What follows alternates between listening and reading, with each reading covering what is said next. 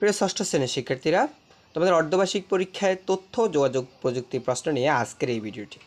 তোমরা নিশ্চয়ই জানো, এবছর শিক্ষা মন্ত্রণালয় থেকে প্রকাশিত নতুন নিয়মে ভিন্ন প্রশ্নপত্রে তোমাদের পরীক্ষা নেওয়া হবে।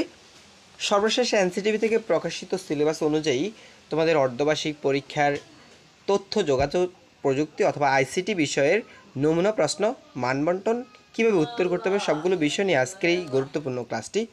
শিক্ষার্থীরা, ক্লাসটি শুরুর পূর্বে তোমাদের সবার প্রতি রিকোয়েস্ট থাকবে, তোমরা যারা এই চ্যানেলে নতুন অবশ্যই চ্যানেলটি সাবস্ক্রাইব করে রাখবে, আর যারা করেছো তাদেরকে অসংখ্য ধন্যবাদ। এখানে তোমাদের তথ্য যোগাযোগ প্রযুক্তি পরীক্ষা হবে 25 নম্বরের। আমি আবারও বলছি, তথ্য যোগাযোগ প্রযুক্তি পরীক্ষা হবে তোমাদের 25 নম্বরের, এবং 25 নম্বরের মধ্যে তোমাদের সময় থাকবে 1 ঘন্টা 30 মিনিট। এই 1 ঘন্টা 30 মিনিটের মধ্যেই, অর্থাৎ 25 নম্বরের পরীক্ষার মধ্যেই তোমরা একটু গুরুত্ব সহকারে দেখো। এখানে তোমাদের দেখো 15টা এমসিকিউ অর্থাৎ বহু নির্বাচনী প্রশ্ন থাকবে, একটাতে 1 করে 15টাতে হচ্ছে 15 নম্বর।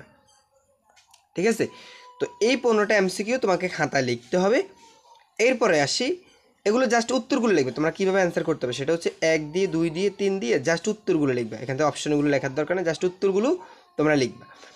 2 নম্বর হচ্ছে, এটা হচ্ছে 15 নম্বর। এরপর 2 নম্বর হচ্ছে তোমাদের 5টা সংক্ষিপ্ত প্রশ্নের অ্যান্সার করতে হবে, একটাতে 2 করে 5টাতে 10 মার্ক, টোটাল এখানে 10 আর এমসিকিউতে 15, মোট 25-এর পরীক্ষা হবে।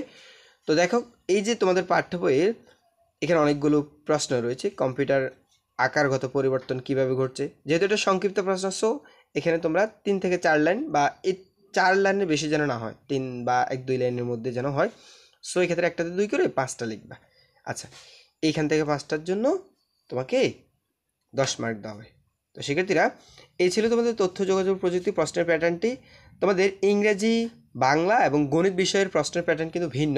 তোমরা যারা দেখোনি, সেই ক্লাসটি আমাদের এই চ্যানেলে দেওয়া আছে, তোমরা ওই ক্লাসটি দেখে নিতে পারো, সেটা তোমার জন্য অনেক হেল্পফুল হবে। প্রশ্নের প্যাটার্নটা তুমি যদি জানতে পারো কী আঙ্গিকে তোমার প্রশ্নটা হবে, তাহলে তোমার পরীক্ষা এবং প্রশ্নপত্র বুঝতে অনেকটা সহজ হবে। ঠিক আছে শিক্ষার্থীরা, তোমরা সব ভালো থাকবে, আর আমাদের চ্যানেলটি সাবস্ক্রাইব করে আমাদের সাথে থাকবে। ধন্যবাদ সবাইকে।